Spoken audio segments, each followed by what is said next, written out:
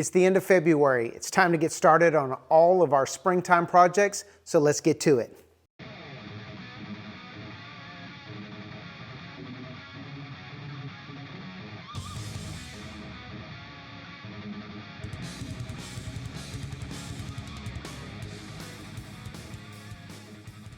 What's up, guys? I'm Tim. This is New Craft Workshop. It is the end of February already, so for the next few videos that we do like this, we are going to focus on some springtime builds. Here it is, spring again. Some spring. Today we're building this really cool planter box that you guys just saw. Over the next few episodes in this particular series, we're going to do some more birdhouses, some more planter boxes, any kind of outdoor decor, and we also have a little squirrel feeder that I have planned that is really cool. And the squirrels love it already, so that'll be coming up as well. So today's project, I do want to take 2 seconds real quick and give this person right here props. I did not design this, and I'll be honest with you, I don't know if she did either, but this is from Annika's DIY, I think is her channel name. And look, if you haven't seen some of her stuff, she does some really cool projects. I'm not affiliated with her, I don't know her, but I do like to give credit where credit is due. And I didn't design this, but I'm gonna steal it because it's really freaking cool. You're a thief, a common thief. So let's get right after today's build with our cut list. Now, for this particular project, we are gonna be using cedar pickets. You are going to need two if you build them to my dimensions. If you want to shrink the dimensions down a little bit on this, you can get all of this out of one cedar picket. So we're going to need cedar pickets. We're also going to need some 2x2 pine. And for those of you who are worried about pine outdoors, don't worry. We are going to paint this. It's going to be fine outdoors. If you don't want to paint it, you want to leave it natural, just coat that with some Thompson's water seal or something like that, and it'll last. You just need to refresh that once a season. So let's get right after this cut list. We're going to need 3 pieces of our picket. These are going to be cut to 24 inches. We are basically going to make a box without a lid, and then we're going to add those angular supports on the side. So we want 3 pieces cut to 24 inches, and then we're going to need our 2 end caps for our box. Now that dimension I am going to put up here, but it is going to be determined by your particular cedar pickets. Make sure you measure the way I'm about to show you, because in your area, cedar pickets might vary.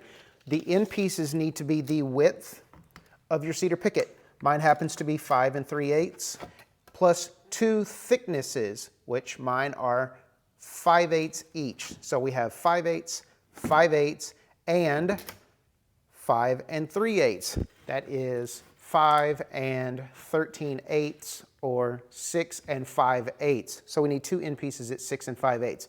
Just make sure you measure yours. The end, once we start this assembly, you'll see why it needs to be that particular size.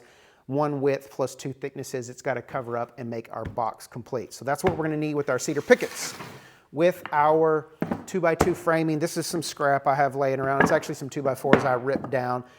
We're not going to need all of this, but what we're going to need is this frame that's kind of shaped like this. It's basically half of a hexagon if you want to look at it that way. We're going to need a top piece and 2 legs for either side.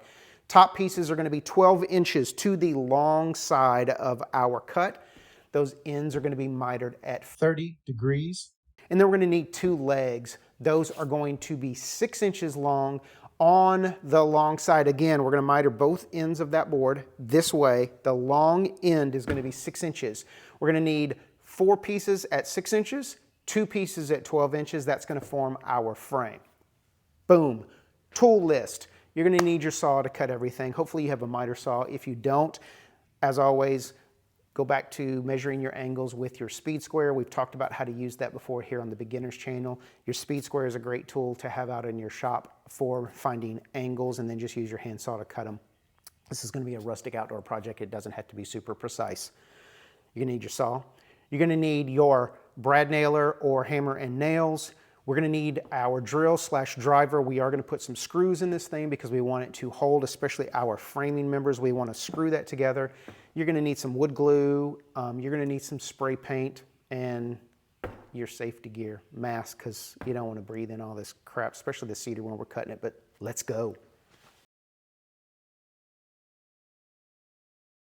All right, guys, and while I'm cutting this material, I'm going to pop a link down in the description below. I'd love it if you guys would go over and join our Facebook group. We've got, I think, 40 members. It's growing every day. We're sharing our project builds, shop ideas. We're just talking shop. I would absolutely love it and appreciate it if you guys would go over, join our group. Let's be active. Let's talk, ask questions, give answers. Most of all, let's just have some fun. So again, I'll pop a link down below. Head over there today if you don't mind. Join our Facebook group. I'd love it. All right, so the first thing we need to do is we need to assemble our planter box itself. Now, I know I talk about this a lot here on the channel, but tight bond 3, because this is going outdoors, we need to make sure we have something that is waterproof. Tight bond 1 and 2 are not going to hold up outside, and then your box is going to fall apart, and you don't want your box falling apart. Let me grab my brad nailer real quick. And if you're using a brad nailer, we are using 1-inch long brads. Those are more than enough to hold this thing together. And screws, we are using 1.25-inch long screws. That is going to be what we use to hold our little frame together. But let's get this going. So planter box, let me show you guys. This is basically how this is going to go together. And the reason that we needed this particular piece right here, cut to 6 5/8, is because as you can tell now, it covers up our entire area. We needed this board right here to be this length plus the length of 2 of these, and hopefully now that we're assembling this, it all kind of makes sense as to why we chose those measurements. So first thing we're going to do is glue and brad our box together, and once this is together, we'll get started on our framing.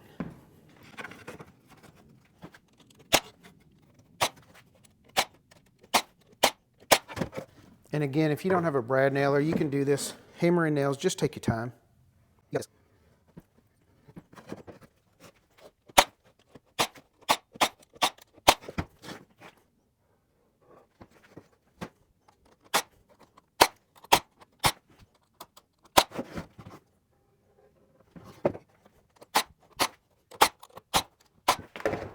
All right, it's time to get this thing assembled, and I usually use a countersink, but we are using soft pine, and the way that we're going to have to drill these holes at the angle that we're drilling them in, we're not going to use a countersink. We're just going to use a standard drill bit for this. And let me show you on this camera over here. When we put this together, we want to make sure that we're drilling in at an angle to where we're going to get our screw into the center of this particular piece right here. So we want to have our drill bit at this angle so that we're going into this piece. Once we drive the screw in and torque it down, it's going to countersink enough. And again, we're going to paint this anyway, so we're not going to see that. So all I'm going to do here is get my hole started, and I'm going to just go through this at that angle. That's going to get me into this material. If you feel more comfortable clamping this to your workbench, please do what is comfortable to you. Safety should always come before anything else. And then we're going to take our screws, and we are going to drive our screw through this hole, and I'll show you in just a second how this is going to countersink itself.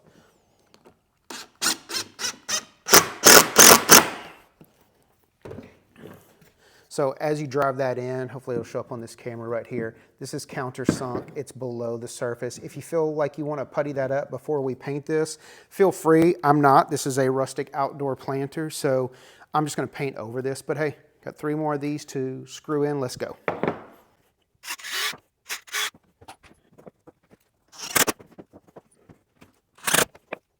All right, our frames are together. If you want to sand this up and clean up your joints, because I'm not going to lie, this particular joint isn't perfect, but again, rustic outdoor project, feel free, sand this over. I'm actually just going to paint these before I put them on. So next step for us here on this particular build is let's head outside and spray these things down.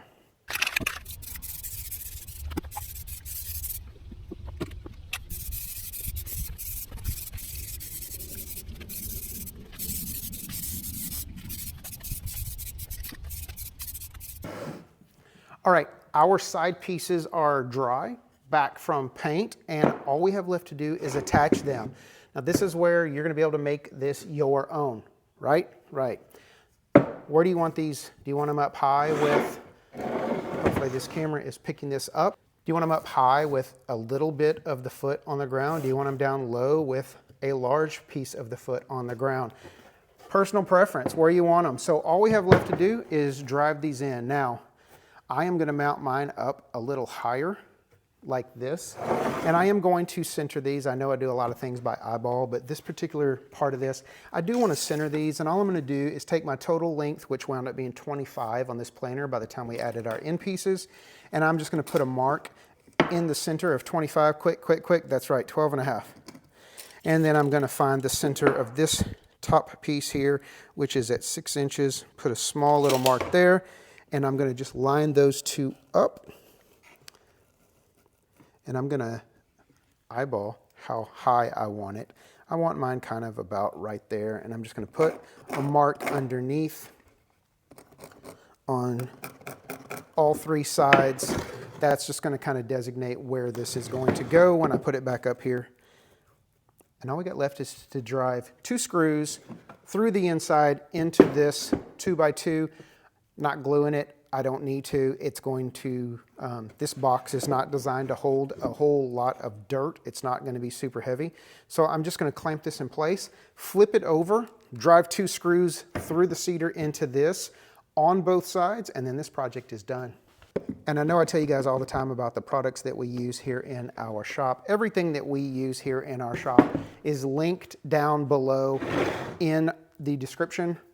Any time and every time you guys use any of our links, including our Amazon storefront link, just to get to Amazon, all of your shopping while you're there benefits our channel, and it's our way of asking you guys to help us out by doing something 95 to 99% of you guys are already doing anyway, which is shopping on Amazon. So take 2 seconds, click my link, get to Amazon and do your shopping. It's really beneficial for both of us. All right, let's do this. We're going to stand this up. And because cedar is so soft, I am not even going to pre-drill this. I am just going to drive this through. And if you feel like you should have, or not saying that I should have, but if you're feeling like maybe you should have installed the leg pieces prior to completing the box, what do we say? Make it your own. I do this the way I do it because that's how I do it. And sometimes it's the best way and sometimes it's not. So this is going to work just fine because, like I said, cedar is soft. You can hear my impact crunching down on these screws. It is absolutely going to hold this thing in place. And now let's repeat the other side and we are done. And real quick, I did eyeball this height, but you do need to make sure that whatever this distance is on this side, which mine is 1.5 inches, which was a pretty good eyeball. This side also needs to be 1.5 inches or your planter is going to be all crooked and you don't want that. So we're just going to come down 1.5 inches to make sure that they are the same on both sides. And again, we'll clamp it in place, drive some screws, and we're done.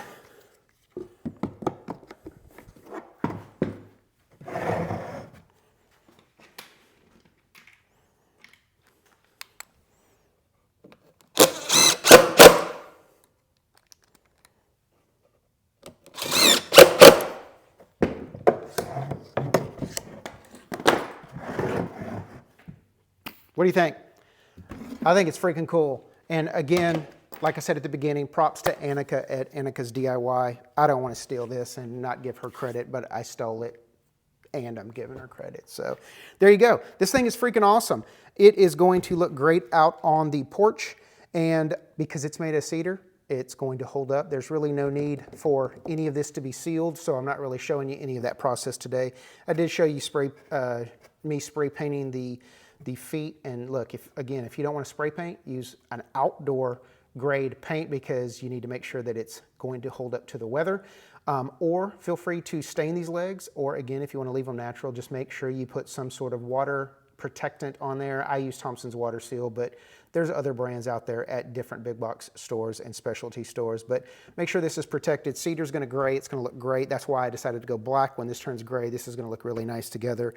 All right, so that's all I got for you today. Please take a minute to go down in the comment section and let me know what your thoughts are on today's video. In the description below this video, you're gonna find a few links. It's some ways for you guys to help out our channel, continue to grow and expand and bring our content to more and more people. There's already been a few people, hey, these 3 people right here took it upon themselves to join my channel and become a member and offer us some financial support each and every month. We are truly grateful for these people and hope more of you guys will take the initiative to do the same.